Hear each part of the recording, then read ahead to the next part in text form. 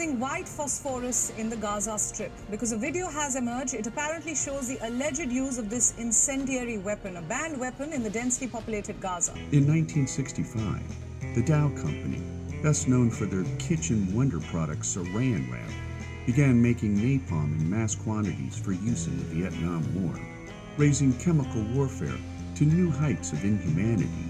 Yet despite its obvious cruelty, napalm proved to be a highly effective weapon.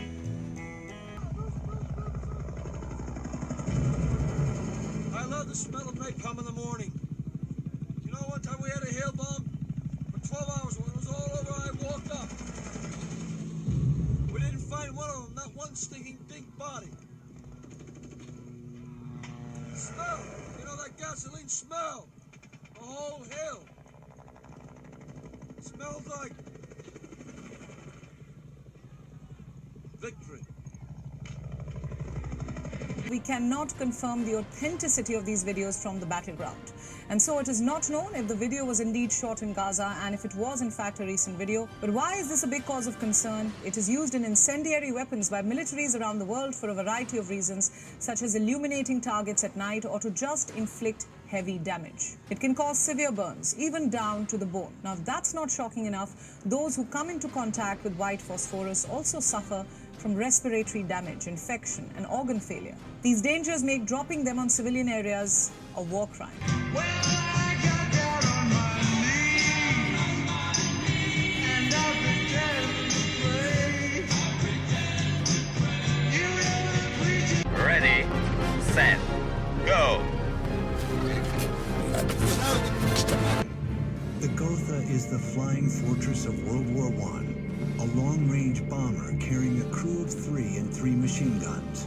Fewer bombs than a Zeppelin, but with a top speed of 83 miles per hour, it can outrun the British interceptors. The German military comes full circle, targeting only civilians in these raids, to pound them into submission and break the will of the British people to fight on. The Gothas fly in low for their bombing run over the city. They are about to unleash the war's deadliest air attack against Britain. During the First World War, flamethrowers spewed ignited gasoline on enemy combatants, which proved to be of minimal effectiveness since gasoline burned out quickly. To remedy the deficiency, the U.S. Chemical Warfare Service added rubber to gasoline, producing a jelly-like mixture that burned longer and stuck to enemy combatants with more fatal consequences. But when rubber became a scarce commodity during World War II, particularly in the Pacific, a team of Harvard chemists led by Louis Fieser developed a mix of naphthenic and palmitic acids, creating a hideous yet highly effective jellied liquid that burned at 2,000 degrees Fahrenheit and stuck to human skin like glue, at the same time creating suffocating carbon monoxide gas, much like Zyklon B, which was the Nazis' gas of choice for exterminating Jews and political dissidents in World War II concentration camps. British planes dropped explosive and incendiary bombs on Dresden during the night of February the 13th, 1945. American planes followed. In 4 raids, at least 3,900 tons of bombs were dropped. The head of RAF Bomber Command in Britain, Air Marshal Arthur Harris, had said in 1943 that the destruction of German cities was part of the accepted and intended aims of our bombing policy. A historical commission in 2010 put the official number of civilians killed at up to 25,000, close to the estimate by Dresden's civil authorities at the time, although the figures have been disputed over the years. On March 9, 1945, 324 B-29 bombers of the United States Army Air Force inflicted the deadliest and most destructive single bombing raid in history. The 21st Bomber Command, after supporting the Okinawa campaign, began firebombing Japan's main cities in mid-May. Nagoya was hit on May 13th and 16th by over 400 B-29s, destroying miles of infrastructure and and killing over 3,800 Japanese, as well as leaving nearly 500,000 homeless. On the nights of the 23rd and the 25th, over 500 B-29s hit Tokyo, destroying over half of the city and thereby removing it from the 21st Bomber Command's hit list. The other critical decision was to equip the bombers with mostly incendiary bombs, hundreds of small firebombs instead of a few large conventional explosives. The construction of Japanese cities was largely of wood, with many interior walls made of a type of paper, and those highly flammable cities became the targets of American bombers instead of individual factories or other pinpoint targets. And in the first such raid, a square mile of the capital city of Tokyo was burned to the ground.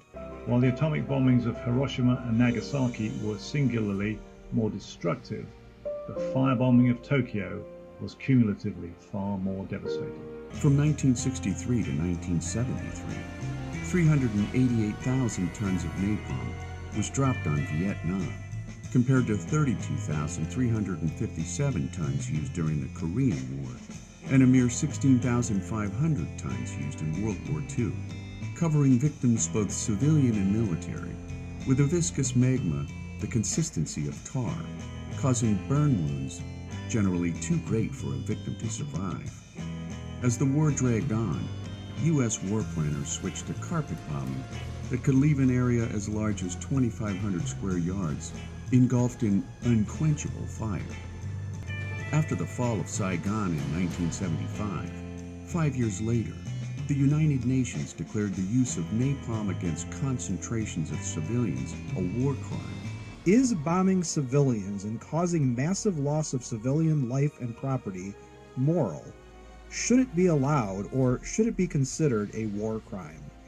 So what are international rules? The use of white phosphorus in conflicts raises serious ethical as well as legal concerns. Now, while white phosphorus itself might not be officially classified as a chemical weapon, its fiery, incendiary nature has prompted the world to take action.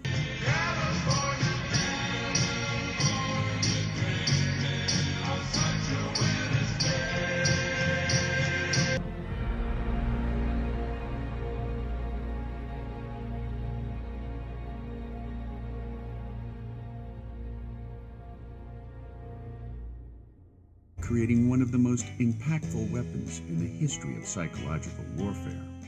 Someday this war's gonna end.